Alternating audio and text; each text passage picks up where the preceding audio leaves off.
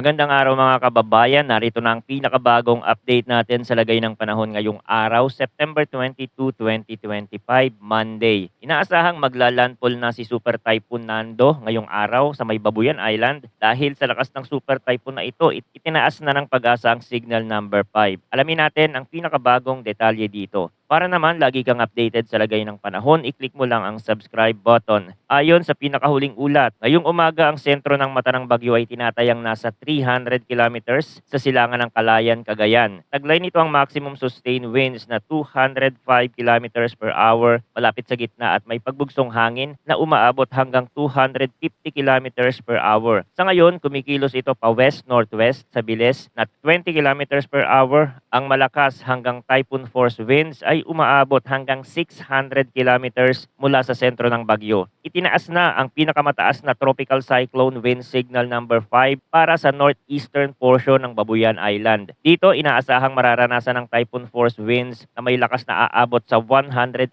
kilometers per hour. Ang lead time ay nasa 12 hours at ang epekto nito ay extreme threat sa buhay at ari-arian. Nasa ilalim naman ng signal number 4 ang southeastern portion ng Batanes, ang nalalabing bahagi ng Babuyan Island at ang northeastern portion ng mainland Cagayan. Ang lakas ng hangin dito ay nasa range na 118 hanggang 104 kilometers per hour. Lead time ay 12 hours din at inaasahang magdadala ng significant hanggang severe threat sa buhay at ari-arian. Nakataas din ang signal number 3 sa nalalabing bahagi ng Batanes, sa northern at central portion ng mainland Cagayan, gayon din sa northern at central portion ng Apayao at northern at central portion ng Ilocos Norte. Ang mga lugar na ito ay makakaranas ng storm force winds na may lakas na 89 hanggang 117 kilometers per hour at moderate hanggang significant threat sa buhay at ari-arian. Samantala, nakataas ang signal number 2 sa nalalabing bahagi ng Cagayan, Isabela, nalalabing bahagi ng Apayao, Abra, Kalinga, Mountain Province, eastern at central portion ng Ifugao, nalalabing bahagi ng Ilocos Norte, northern at central portion ng Ilocos Sur. Gale force winds ang dala nito na may lakas na 62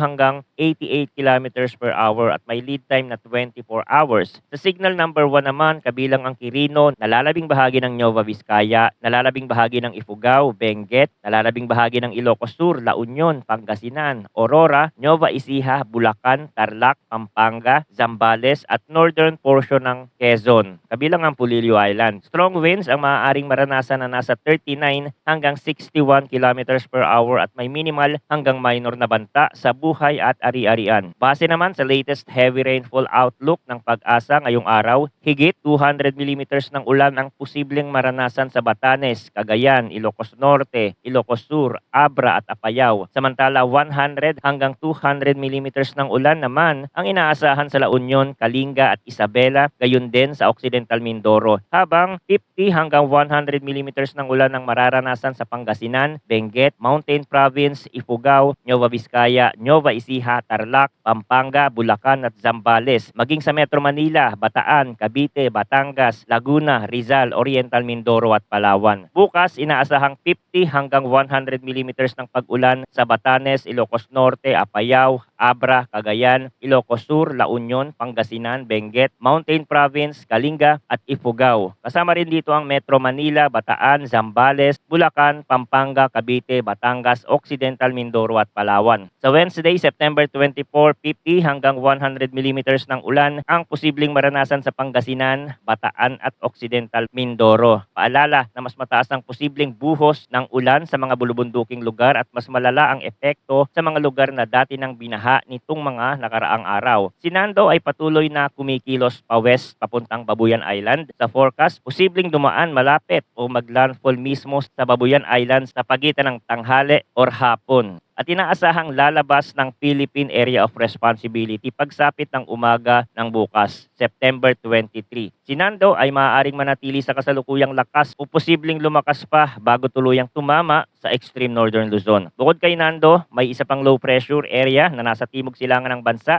at kasalukuyan pang nasa labas ng Philippine Area of Responsibility. Ayon sa International Weather Model, malaki ang posibilidad na ito ay maging isang bagyo sa mga susunod na araw habang kumikilos ito pahilagang kanluran. Posibleng tumama ito sa may Central Luzon area, bagaman hindi ito kasing lakas ni Nando. Bilang isang bagyo ay magdadala pa rin ito ng malalakas na ulan sa bansa at posibleng palakasin ang kasalukuyang umiiral na southwest monsoon o habagat. Mga kababayan, manatiling alerto at huwag ipagsawalang bahala ang mga babala ng pag-asa. Ang mga nasa landslide prone at flood prone areas ay dapat makinig at sumunod sa direktiba ng mga lokal na pamahalaan. Ihanda ang emergency kit, siguraduhin ang mga linya ng komunikasyon at umiwas muna sa paglalakbay sa mga lugar na apektado ng malakas na ulan at hangin. Patuloy tayong magbibigay ng update dito sa ating channel. Maraming salamat sa inyong walang sawang suporta at palagi po tayong mag-ingat.